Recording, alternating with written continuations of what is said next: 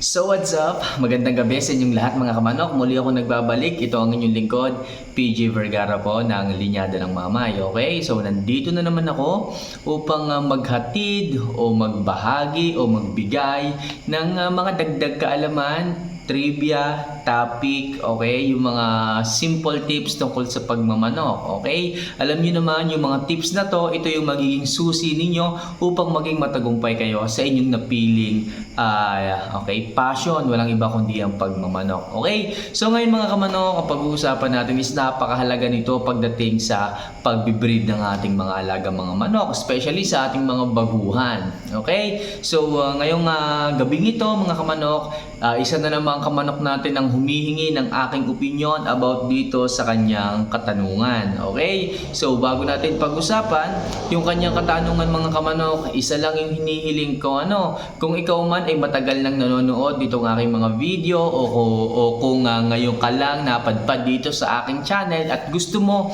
yung way o yung paraan ko ng pagtuturo o ng paghahatid ng kaalaman sa pagmamanok, isa lang yung hinihiling ko.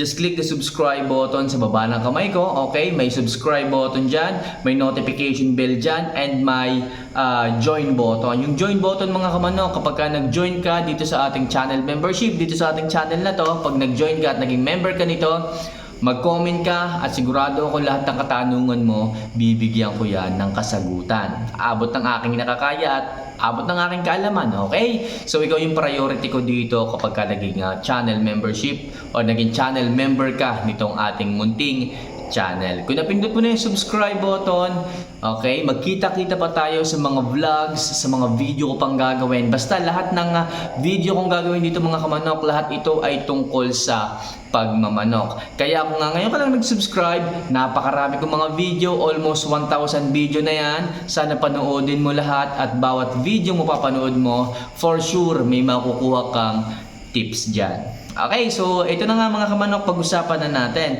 Pero bago natin pag-usapan ito mga kamanok, may mga solid subscribers tayo nagpapa-shoutout ngayong gabi. Okay, dahil sa inuuna nyo ako, inuuna nyo yung mga video ko, pinapanood nyo. So mega shoutout kina Greg Villanueva, kay Jay Anacion, magandang gabi sa inyo mga idol.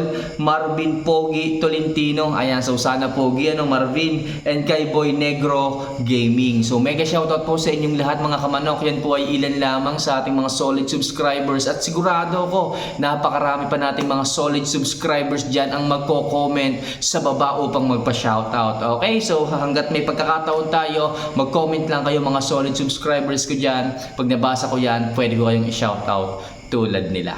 Okay, so ano pang hinihintay nyo? Mag-comment na kayo mga kamanok dyan. So para ma-recognize din kayo dito sa ating mga video. Kasi mga kamanok, kapag ka nasa-shoutout natin yung mga pangalan ninyo, halimbawa, for example, ako nagpa-shoutout at napakinggan ko, okay, sa isang idol ko, sa aking mentor, yung pangalan ko na binanggit niya dito sa ganitong vlog. Okay, so ang daming nanonood dito all over the world mga kamanok, kung alam nyo lamang ang pwedeng makapanood ditong ating video ito. Kaya kung isa sa mga manonood, sa mga tropa nyo, sa mga kaibigan nyo ang makakapanood ng video ito at narinig nila na binanggit niya ang pangalan mo, so napakasarap sa pakiramdam nun mga kamanok. Kaya mga kamanok, mag-comment na kayo at shoutout ko kayo pag nagkataon.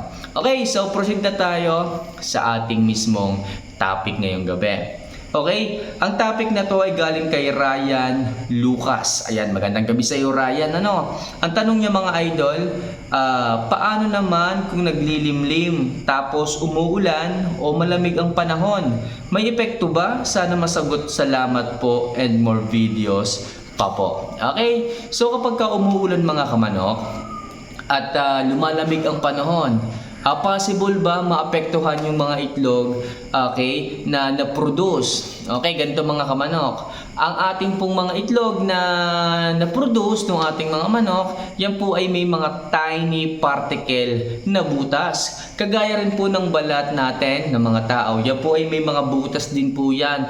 Tiny and small, okay, micro hole. Okay, ibig sabihin, sobrang lilit po ng butas na yan. Hindi man makita ng ating mga mata, pero meron po yung mga butas. Okay, pagdating sa itlog, kapag po ang mga itlog ay nalalamigan, okay, nalalamigan lamang po, no, hindi pa po nababasa. yan po ay walang factor upang bumaba ang hatchability. Okay lang po yun kung umuulan lamang. Pero kung masyado na siyang nalalamigan at nagmo-moist na po yung itlog, okay, sa sobrang lamig ng panahon, sa sobrang pag-ulan, yun po ang hindi po pwede. Okay, kasi po yung lamig po, yung moist, yung tubig pumapasok po sa loob ng shell. Kapag pumasok po sa loob ng shell, possible yung freshness ng itlog is mawala. Okay, yung hatchability ng itlog bumaba. Okay, possible hindi na magiging ganun ka-active yung fertility ng itlog.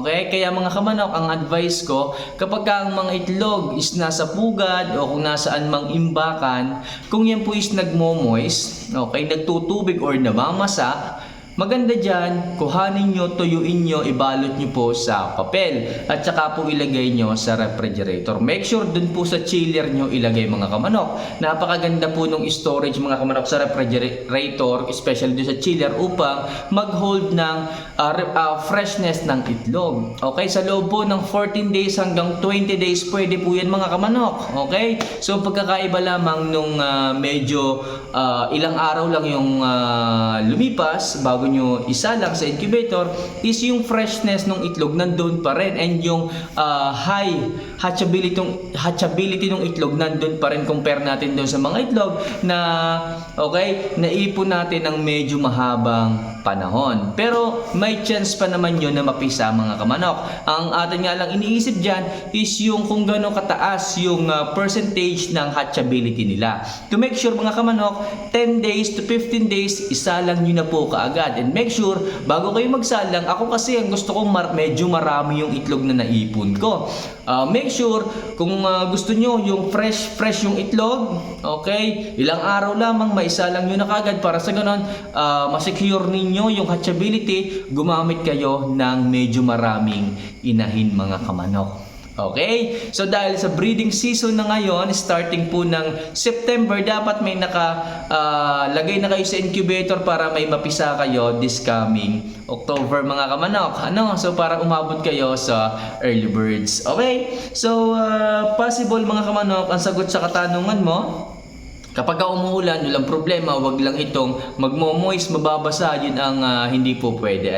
So, hanggat maaari, tingnan nyo yung mga itlog or collect nyo yung mga itlog, ilagay nyo sa papel. Sa papel po, ibilot nyo po sa papel yung mga itlog, saka nyo po ipunin sa chiller ng refrigerator. Okay? Kapag okay na, wag nyo na lang sigurong ilalampas after 14 days 14 days para yung freshness and yung hatchability nandoon pa rin mga kamanok.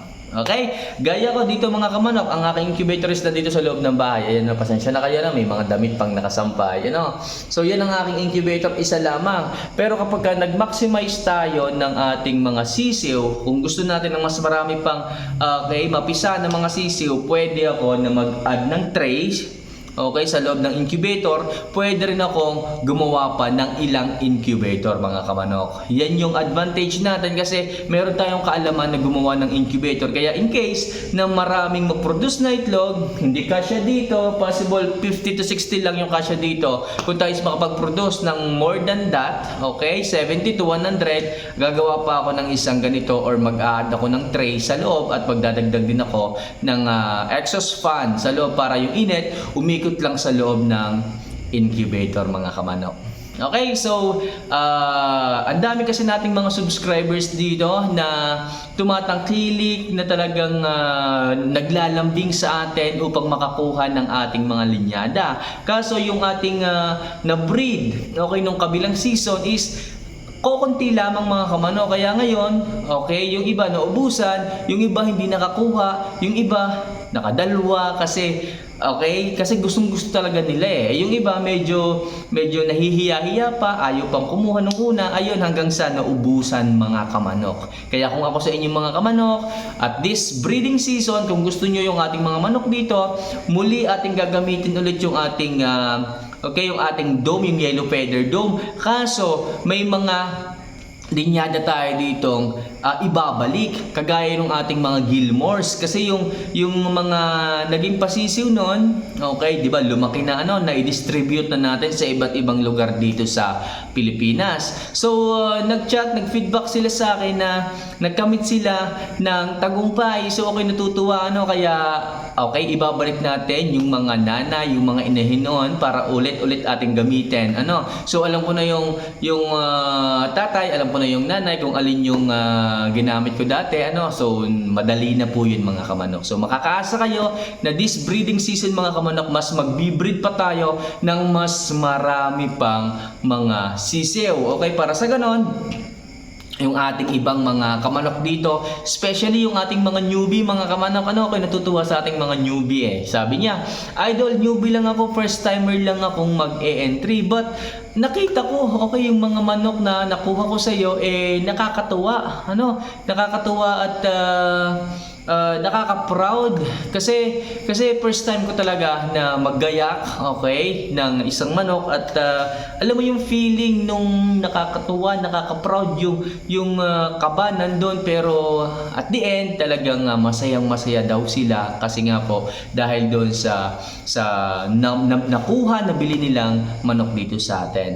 So ako masaya rin para sa inyo kasi nga po naging masaya rin kayo sa kung ano mang nakuha nyo dito sa akin. Kaya kung ako sa inyo mga kamanok, piliin nyo yung honest breeder, piliin nyo yung talagang tapat na nagbi-breed, hindi lang yung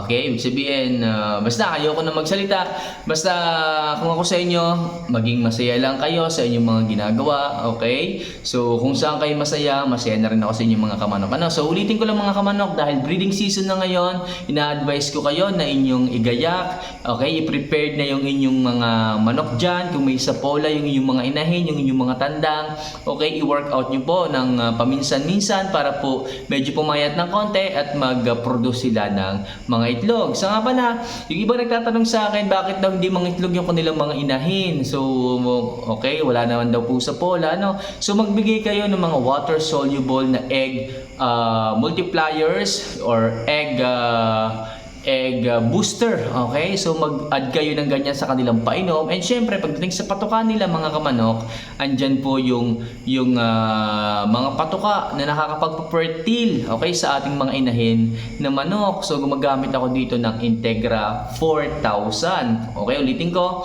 Integra 4000 po yung ginagamit ko dito, and also pwede rin po yung successor mga kamanok. Successor po yung kulay violet po yung plastic, okay, makakakita kayo, may drawing po dong manok na inahin, may mga sisiw, kulay violet po ito mga kamanok. Ito po ay medyo may kamahalan lang ng konting-konti lang mga kamanok, dahil nga po ito po ay breeder pellet. Talagang napakaganda nito pagdating sa ating pagbe-breed, especially sa ating mga inahin. Okay, kung medyo mataba naman at may sapula yung inyong mga alagang inahin, pwede nyo silang i-workout din, bigyan nyo sila ng konting activities sa umaga, yung mga pagkain nila pwede nyo pong ihagis na lang sa damuhan para sa ganon is maghanap sila ng pagkain doon. So doon sa activity na yon, pwedeng mawala or mabawasan yung sapola ng inyong mga alagang mga inahin. Para sa ganon, mangitlog na sila. Okay, so mapapansin yung mga kamanok kapag yung mga inahin ninyo is